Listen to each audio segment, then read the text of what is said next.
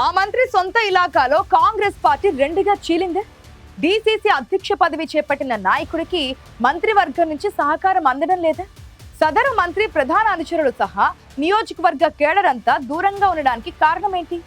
గతంలో ప్రభుత్వం ఏర్పడక ముందు ఈ సీనియర్ మంత్రిపై సదరు డీసీసీ ప్రెసిడెంట్ చేసిన వ్యక్తిగత విమర్శలే కారణమా? లేదంటే తన అనుచరుడికి దక్కాల్సిన డీసీసీ పీఠం వేరొకరికి దక్కడంపై సదరు మంత్రి గుర్రుగా ఉన్నారా?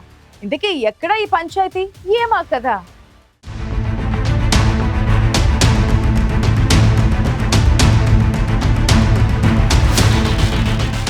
నల్గొండ జిల్లా కాంగ్రెస్ పార్టీలో ఐక్యతారాగం లోపించింది. ఇటీవల పార్టీ బలోపేతానికి నిర్వహిస్తున్న కార్యక్రమాల్లో మంత్రి కోమటిరెడ్డి అనుచరులు కనిపించడం లేదు. డీసీసీ అధ్యక్షుడిగా పున్నా కైలాష్ నేతను నియమించడంపై మంత్రి కోమటిరెడ్డి అసంతృప్తిగా ఉన్నట్టు పార్టీ వర్గాల్లో చర్చ సాగుతోంది. డీసీసీ అధ్యక్షుడిగా కైలాష్ నేత ఒకవైపు పార్టీ బలోపేతానికి ప్రయత్నాలు చేస్తున్నా మంత్రి అనుచరులు సహకరించడం లేదన్న ఆరోపణలు వినిపిస్తున్నాయి. పార్టీ కార్యక్రమాల్లో పాల్గొనాలంటే మంత్రి సమ్మతి అవసరం అన్న భావన పార్టీ క్యాడర్లో నెలకొంది. దీంతో నల్గొండ కాంగ్రెస్లో ఎవరి దారి వారిది అన్నట్లు ఉందట. కొత్తగా డీసీసీ అధ్యక్ష పదవి చేపట్టిన పున్నా కైలాష్ నేతకు మంత్రి కోమటిరెడ్డి వెంకటరెడ్డి అనుచరులు అసలు సహకరించడం లేదట.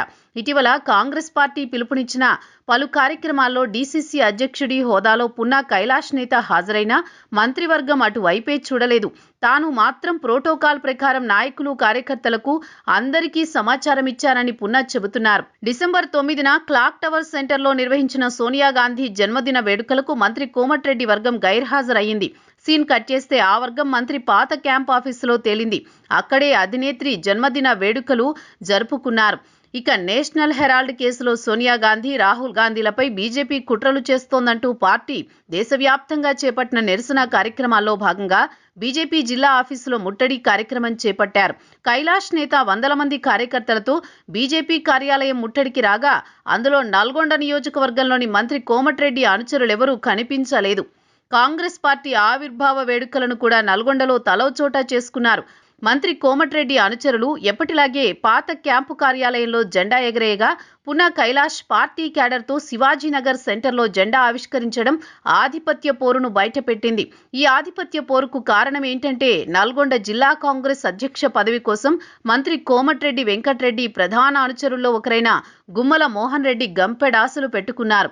2023 అసెంబ్లీ ఎన్నికల్లో కాంగ్రెస్ అధికారంలోకి వచ్చాక తనకు ఏదైనా కార్పొరేషన్ పదవి వస్తుందని అనుకున్నారట మోహన్ రెడ్డి. అయితే సామాజిక సమీకరణాల్లో మంత్రి అనుచరుడికి అవకాశం కలిసి రాలేదు. దీంతో డీసీసీ పదవైనా దక్కుతుందనుకుంటే బీసీ నేత పున్నా కైలాష్ నేతను అదృష్టం వరించింది.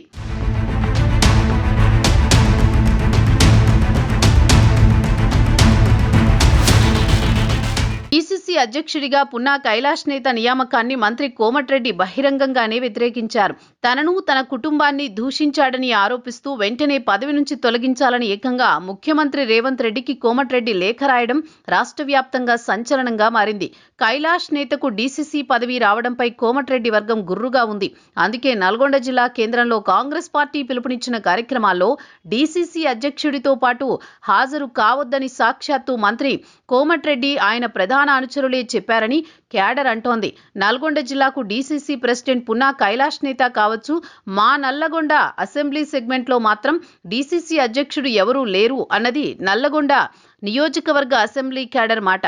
మరో ట్విస్ట్ ఏంటంటే డీసీసీ అధ్యక్షుడు పున్నా కైలాష్కు మంత్రి కోమటిరెడ్డి యాంటీ వర్గం మొత్తం మద్దతుగా ఉంది. పార్టీ పిలుపునిచ్చిన ప్రతి కార్యక్రమాల్లో మంత్రి వైరి వర్గం హాజరవుతోంది. అంతేకాదు బల నిరూపణ కోసం పెద్ద స్కెచ్చే వేశారట డీసీసీ అధ్యక్షుడు కైలాష్ నేత. మంత్రి కోమటిరెడ్డి ఆధిపత్యాన్ని దెబ్బకొట్టేందుకు సరికొత్త ఎత్తులు వేస్తున్నారట.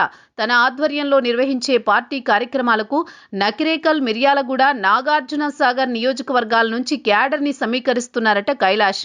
దాంతో మంత్రి కోమటిరెడ్డి వెంకటరెడ్డి నిర్వహించే కార్యక్రమాల్లో పదుల సంఖ్యలో కార్యకర్తలు కనిపిస్తోంటే ఇతర నియోజకవర్గాల నుంచి వస్తున్న పార్టీ క్యాడర్తో కైలాష్ బల నిరూపణ చేస్తున్నారని పార్టీలో ఓపెన్ టాక్.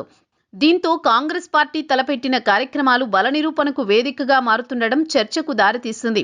నల్లగొండ నియోజకవర్గంలో కాంగ్రెస్ పార్టీ పరిస్థితి ఇలా ఉండడంతో రానున్న రోజుల్లో పార్టీకి నష్టం వాటిల్లే అవకాశం ఉందని విశ్లేషకులు అభిప్రాయపడుతున్నారు. అంతర్గత విభేదాలు వీడకపోతే కాంగ్రెస్ పార్టీకి ఇబ్బందులు తప్పవన్న చర్చ కూడా పార్టీలో జరుగుతోంది. మంత్రి కోమటిరెడ్డి పంతం వీడకపోతే అది ఆయన రాజకీయ భవిష్యత్తుకే ముప్పు అంటూ హెచ్చరిస్తున్నారు పార్టీ సీనియర్లు.